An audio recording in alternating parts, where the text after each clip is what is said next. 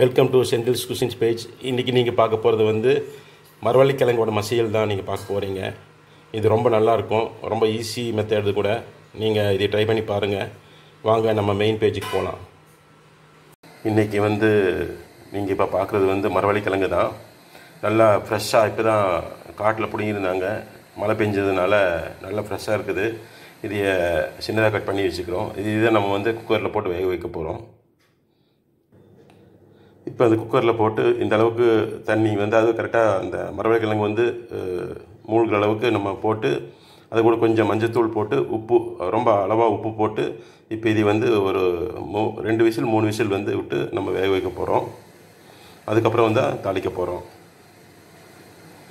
இப்போ மரவள்ளிக்கிழங்கு இந்த மாதிரி 2 விசில் வந்து நல்லா வேக வச்சாச்சு. இது கொஞ்சம் நல்லா கொலன்னு நல்லா வெந்திருக்கு. இதை வந்து அப்படியே கொஞ்சம் ஸ்மாஷ் பண்ணி இது நம்ம திருப்பி நம்ம அதை வந்து வணக்கினா வந்து மரவள்ளிக்கிழங்கு பொரியல் வந்து ரெடி ஆகிடும். வாங்க நான் நெக்ஸ்ட் பேஜுக்கு நான் கூட்டிகிட்டு போகிறேன். இப்போ மரவள்ளிக்கிழங்கு வேக வச்ச அந்த பாத்திரத்துலேயே நம்ம வந்து அந்த அதை கழுவி விட்டு அலசி விட்டு அதிலே வந்து இப்போ தாளிக்க போகிறோம். இதில் இப்போ கொஞ்சம் கடுகு போட்டு தாளிச்சுக்கிறோம். அது கூட கொஞ்சம் உளுந்த பருப்பும் போட்டு இப்போ அதையும் இப்போ ஃப்ரை பண்ணிட்டு இருக்கிறோம். அது கூட க்ரீன் சில்லி சேர்த்தணும். அது கூட ஆனியன் சேர்த்து நல்லா பரட்டி விட்டுக்கணும். இது நல்லா கோல்டன் ப்ரௌன் கலர் வர வரைக்கும் நம்ம வேக வைக்க போகிறோம். இப்போ அது கூட கொஞ்சம் குமின் சீட்ஸ் கூட சேர்த்து அதையும் தாளிக்க போகிறோம். மரவள்ளிக்கிழங்கு ஆல்ரெடி மரவள்ளிக்கிழங்கு வந்து உப்பு போட்டு வேக வச்சுக்கிறதுனால வந்து இதுக்கு இந்த தாளியலுக்கு அந்த ஆனியனுக்கு தகுந்த மாதிரி கொஞ்சம் லைட்டாக உப்பு சேர்த்துக்கணும். அது கூட இப்போ வேக வச்சுக்கிற மரவள்ளிக்கிழங்கு, அப்புறம் அது கூட கொஞ்சம் இது சாம்பார் தூள் கொஞ்சம் சேர்த்துக்கிறேன். அப்புறம் கொஞ்சம் சில்லி பவுடர் சேர்த்துக்கிறேன். இது மட்டும் சேர்த்துனா போதும். இது நல்லா கிளறி விட்டு பண்ணால் போதும்.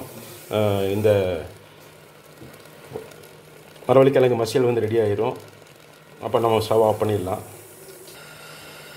இப்போ வந்து நல்லா கலக்கி விட்டுருக்கு. மரவள்ளிக்கிழங்கு மசியல் வந்து ரெடி ஆயிடுச்சு. நம்ம இன்னும் ஸ்டவ் ஆஃப் பண்ணிடலாம். இந்த பேஜ் வந்து நீங்கள் பார்த்ததுக்கு மிக்க நன்றி. என்னோடய சேனல் சப்ஸ்கிரைப் பண்ணுங்கள், சப்போர்ட் பண்ணுங்கள், ஃப்ரெண்ட்ஸ்களை ஷேர் பண்ணுங்கள். இந்த ஒரு மெனு வந்து நீங்கள் ட்ரை பண்ணி பாருங்கள், ரொம்ப நல்லாயிருக்கும். சாதத்து கூட பொரியல் மாதிரி சாப்பிட்லாம், இல்லை டீக்கு காஃபிக்கு ஸ்நாக்ஸ் மாதிரியும் சாப்பிட்லாம். ரொம்ப நல்லாயிருக்கும். ட்ரை பண்ணி பாருங்கள். Thank you so much. Have a great day. God bless you all.